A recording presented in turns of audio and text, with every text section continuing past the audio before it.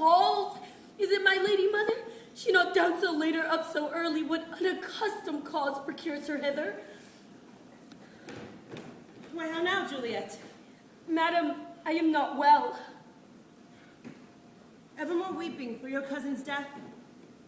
What wilt thou wash him from his grave with tears?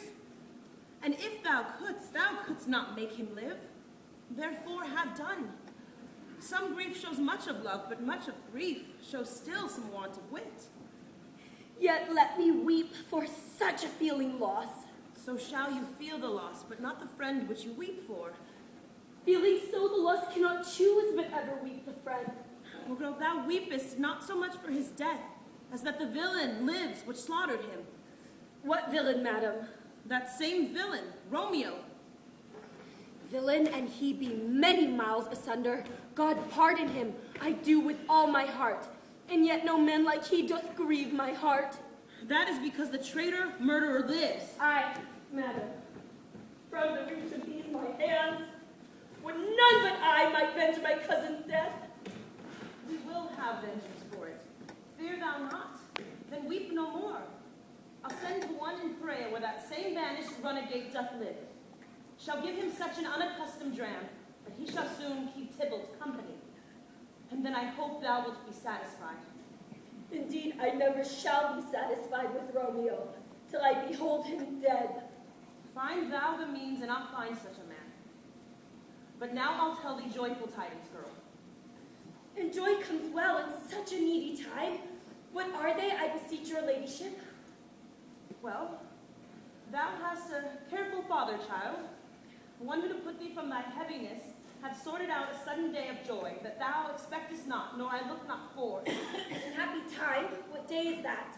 Marry, my child, early next Thursday morn, the gallant, young, and noble gentleman, the Roman Paris, at the synagogue shall happily make thee there a joyful bride. At the synagogue and Yahweh too, he shall not make me there a joyful bride. I wonder at this haste that I must wed ere he that should be husband comes to woo.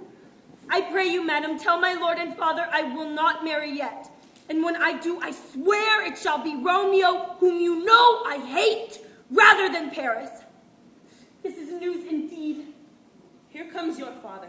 Tell him so yourself, and see how he will take it at your hands.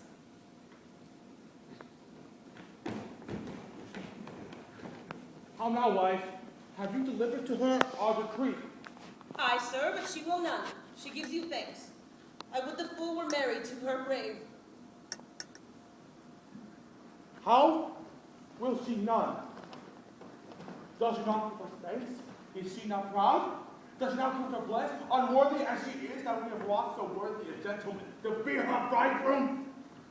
Not proud you have, but thankful that you have. Proud can I never be of what I hate, but thankful even for hate that is meant love. How now, child logic? What is this? Proud? And I thank you not, and yet not proud? Mistress Minion, you thank me, no thankings. No proud me, no prouds. But, settle your fine joints against Thursday next to go with Paris to the synagogue. Or I will drag thee on a hurdle hip. Out, you green-sick Iscariot! Out, you baggage! You tallow face! Why, what are you mad? Good father, I beseech you on my knees, hear me with patience, but to speak a word. Hang thee, young baggage! Disobedient wretch! I'll tell thee what. Get thee to temple on Thursday, or never after look me in the face. Wife, we scarce thought it was that God had meant us but his own child. But now I see this one is one too much, and that we have a curse in having her. God in heaven bless her. You are to blame, my lord, to rate her so. And how, my lady wisdom? Hold your tongue. Smatter with your justice. Go! I speak no treason. God be good. May one not speak? Peace! You bungling fool!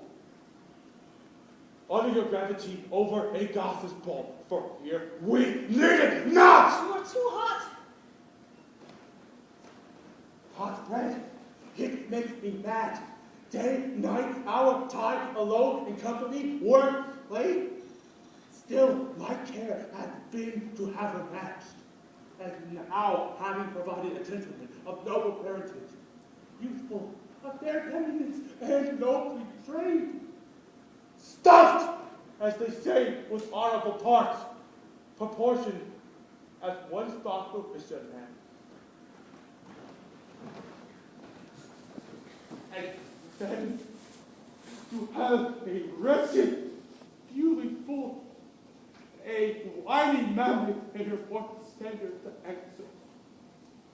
I will not wait. I cannot love. I am too young. I pray you pardon me. But as you will not wed, I'll pardon you. Grace where you will not house with me. Look to it. Think of it. I do not use to jest. Thursday is near. Lay hand on heart, advise. And you be mine. I'll give you to my friend. And you be not. Hang, beg, starve, die in the streets. For by my soul, I will never acknowledge thee, nor what is mine shall ever do thee good. Trust to it. Bethink you. I will not be forsworn.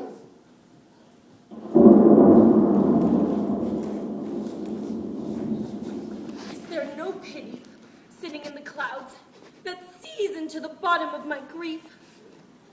Oh, sweet, my mother, cast me not away.